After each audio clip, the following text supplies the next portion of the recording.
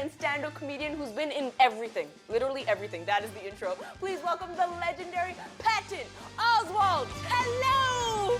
Hey, how you doing, Lily? Good, we did it. You're virtually in my set house. I am virtually visiting you in your fake house. We're in like 3 Philip K. Dick novels right now. I love it. You know, Pat, and I said in my intro that you have done so much stuff in your career. Now, when it comes to your projects, is there one that sticks out? Is there one that people approach you about the most? Yeah, you know, the one that, because it's apparently on TV all the time, is The King of Queens. But apparently, The King of Queens runs constantly with Everybody Loves Raymond, and so I get approached. Some people will say like, "Oh yeah, you're in Kings and Queens, or you're in Raymond and the King." Like they mash up all these shows, and I guess I'm just kind of part of their memory of having the TV on in the background while they're cooking or something. Well, I gotta tell you, I'm gonna add more to that because I know you best from King of Queens as well, and the reason that is me and my mom don't watch many things together. But the one thing we always watch together is King of Queens. So this right now is a really beautiful moment for me. Yeah, you brought me and my mom together many, many times, so thank you for that.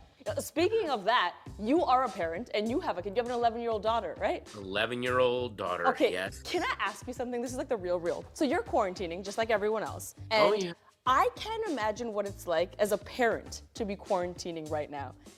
What is the experience like with you and your 11-year-old daughter? I want to be like a secure parental figure that she can count on.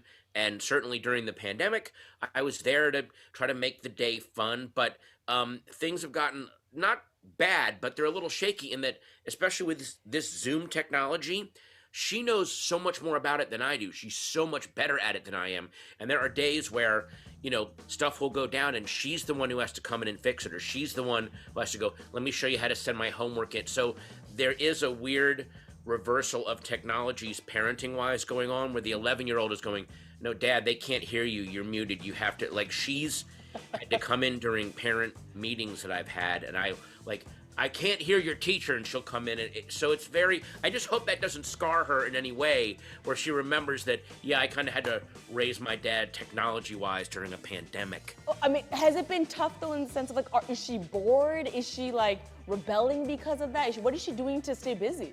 That's the boredom is a very, very real thing. I mean, she's trying to stay busy once school ends by doing projects around the house. She does escape rooms in the house where she will engineer a room, and then my wife and I have to go in and search through clues and stuff, and they're getting more and more elaborate. They started out being a single room.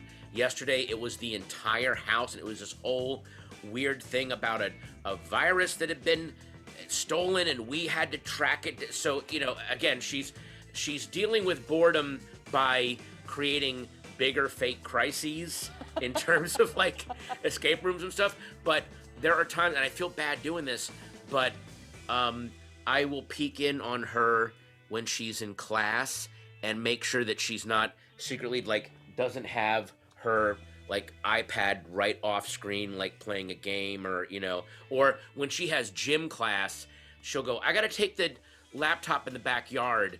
And then I'm like, okay. And then I'll go and peek at what she's doing. And they're doing jumping jacks, but she has framed it so she's just sitting. And I think kids are, here's one thing. I want her having a childhood, but I guess she's learning basic cinematography. Yeah, so also, like, very important skill, I feel. I would watch that masterclass. Like, I'm just saying, that is a skill worth having. Oh, wait a minute. That would be hilarious. A kid's masterclass in faking attention on Zoom. Ooh. My daughter could teach that. Absolutely. Teach that. Oh, is she in the room? She just walked. What, sweetie? What's up? I heard you. Yeah, because I'm talking about how when you're supposed to be on Zoom, come over to this side. See, she comes wandering in. Aren't you supposed to be in school, or are you on break? No, I have a lunch break. All right, she has a lunch break. Come in here. Hi. Yeah. So she's on her lunch break. I was telling her how you have gotten very good at. I've seen you doing your physical fitness, and you just make it look like you're sitting and doing stuff. You're really not. Yes, you are. I'm not. Sweetie. I am doing physical education. Uh-huh. So you're actually doing all the exercises they're making you do. Yeah. Mm-hmm. Yeah. I am. Tell the viewers, look them right in the eye. I am doing my physical education. We believe you. We believe you. I'm gonna use that in court someday. Go have your lunch. Eat your veggies first. Wait. Veggies first before the fun stuff. Go. This is everything. This is everything to me. But I gotta ask you, obviously quarantine has some silver linings, but it's been challenging. But I keep thinking in my mind, I'm like, because of this, are there certain things that society is just gonna stop doing? Like, how culturally are we gonna change? Have you ever thought about this? Lily, I've actually been thinking about this a lot, and when I remember when the quarantine first started, I was like probably you and a lot of your friends. I was going, well, I hope movies will come back. I don't know if they will. I hope movie theaters come back. I know that buffets are gone. No one's ever going to a buffet again. No one's ever taking a cruise again. But now, especially watching this, we're coming up on a year and all the anti-mask protests and now all the anti-vaccine. I think that buffets are going to come back in that owning the libs kind of way. They're going to come back as this defiant, rebellious, like, oh, we're going to a buffet. And there will be one of those like MAGA style buffets where they advertise that they don't have the sneeze guard, like no sneeze guard here, man. We're not like these liberal elitist coastal libs, man. We don't use sneeze guards in Wichita. There's gonna be this weird like defiant. I wish that we would evolve, but I feel like there's gonna be a digging in and oh no, we're definitely doing this. It's not far-fetched at all. I feel like that will totally happen and buffets will become political. Absolutely. Oh my God, Lily, buffets are gonna be political. You're right. That's the.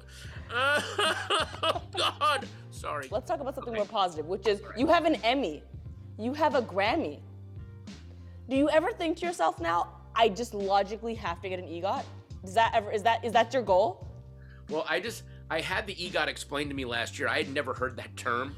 And then when they explained what it was, I was like, oh, which kind of sounds, and then I've heard there's a thing called the PGOT, where you get a Pulitzer, an Emmy, a Grammy. Like, they keep adding now people are just making up words. I mean, look, the things that got me the Emmy and the Grammy were work that I was just doing that I really, really liked. I always feel like whenever a movie or an album is done specifically to try to get an award, it always sucks.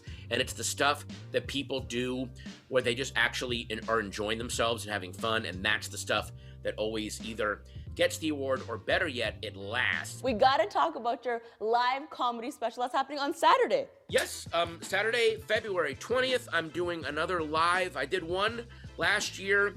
It'll be like this. It'll be me talking into the camera, and this time I'm doing it with RushTix. You can go to rushtix.com, and they actually pipe in some people laughing, and I can also take Q&A from people. So. Oh, really? So it's not just complete silence for you? Yes. This is the other thing too, and again, I'm not bitching. I'm very lucky to get to do this.